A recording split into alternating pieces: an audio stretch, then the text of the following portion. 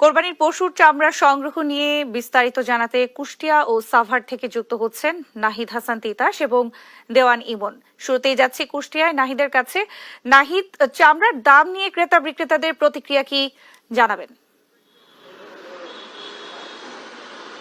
Nancy, ঈদের দ্বিতীয় দিনেও চামড়া সংগ্রহ এবং সংরক্ষণে কিন্তু ব্যস্ত সময় পার করছে কুষ্টিয়ার যারা ব্যবসায়ী রয়েছে, চামড়া ব্যবসায়ী এবং যারা শ্রমিক রয়েছে তারা। আমি রয়েছি কুষ্টিয়ার বাবুর আলী গেট এলাকায়। এখানে চামড়ার যে আড়তগুলো রয়েছে সেখানে কিন্তু এখন যে চামড়া সংগ্রহের যে প্রস্তুতি, অর্থাৎ চামড়া কাঠ, ছাট, লবণ মিশ্রণ সহ যে কার্যক্রমগুলো রয়েছে সেগুলো কিন্তু চামড়া শ্রমিক যারা রয়েছে তারা কিন্তু করছেন। আর আমি আপনাকে একটু জানিয়ে রাখতে চাই যে এবছর কুষ্টিয়ার কিন্তু যে দেশের যে দ্বিতীয় বৃহত্তম চামড়ার আড়ত যে বাবুর আলী গেট, এখানে কিন্তু 3 লক্ষ চামড়া সংগ্রহের লক্ষ্যমাত্রা নির্ধারণ করা হয়েছে। ইতিমধ্যে প্রায় 50% চামড়া কিন্তু সংগ্রহ শেষ হয়ে গেছে। তবে এখানে দাম নিয়ে কিন্তু ক্রেতা এবং বিক্রেতাদের মধ্যে মিশ্র প্রতিক্রিয়া আছে। আমি এখানে যারা চামড়ার আড়তদার রয়েছে, অর্থাৎ আড়তের মালিক রয়েছে, তাদের সাথে আমি কথা বলেছি। আড়তের মালিকদের যেটি দাবি যে তারা কিন্তু সরকারের যে নির্ধারিত মূল্য রয়েছে সেই নির্ধারিত মূল্যেই কিন্তু চামড়া ক্রয় করছেন। তবে তারা বলছেন যে প্রকারভেদে চামড়ার গরুর যে চামড়া সেটি কিন্তু 600, 700, 800 এবং 1000 তার ঊর্ধ্বে কিন্তু চামড়া ক্রয় করছেন, এবং ছাগলের চামড়া 50 টাকা থেকে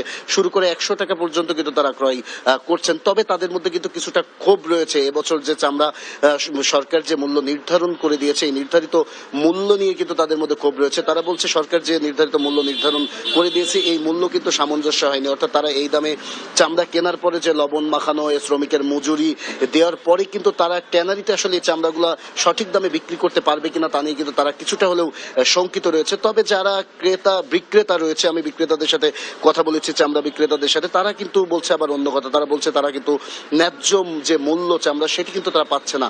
তারা বলছে যে চামড়া যখন তারা আড়তে বিক্রি করতে আসছে তারা বিভিন্ন ধরনের অজুহাত এবং বিভিন্ন ধরনের ত্রুটি ধরা হচ্ছে, এবং তার ত্রুটি ধরার ফলে কিন্তু তারা চামড়া ন্যায্য মূল্য পাচ্ছে না, ন্যায্য মূল্য দেওয়া হচ্ছে না। এভাবেই কিন্তু কুষ্টিয়ার যে চামড়া ক্রয় এবং বিক্রয় সেটি কিন্তু চলছে। আসলে আমি আপনাকে একটু জানিয়ে রাখতে চাই যে যারা অভিযোগ করছে যে এখানে আড়ত যারা ব্যবসায়ী রয়েছে তারা যে দীর্ঘদিন ধরে কিন্তু লবণের দাম বৃদ্ধি পেয়েছে এবং শ্রমিকের মজুরি বৃদ্ধি পেয়েছে, এছাড়াও শ্রমিক সংকট রয়েছে, এই কারণেই কিন্তু তাদের এই যে চামড়া এবছরের যে ক্রয় তাতে কিন্তু তারা সমস্যায় পড়েছে। তারা বলছে সরকার যে মূল্যটি নির্ধারণ করে দিয়েছে এই নির্ধারিত মূল্যে কিন্তু আসলে চামড়া ক্রয় করার পর তাদের কিন্তু পোষাবে না। তাই তারা কিছুটা শঙ্কিত রয়েছে চামড়া সংগ্রহের বিষয়টি নিয়ে। আসলে চামড়া ইতিমধ্যে আমরা দ্বিতীয় দিনে চামড়ার যে সংগ্রহ দেখেছি সে পর্যন্ত কিন্তু প্রায় লক্ষ্যমাত্রা 50% চামড়া কিন্তু সংগ্রহ হয়ে গেছে। তারা বলছে আগামী কাল পরশু প্রায় 1 সপ্তাহ ধরে কিন্তু এই চামড়া সংগ্রহ চলবে। যে লক্ষ্যমাত্রা নির্ধারণ করা হয়েছে সেটি কিন্তু আশা করা যাচ্ছে যে লক্ষ্যমাত্রা পূরণ হবে।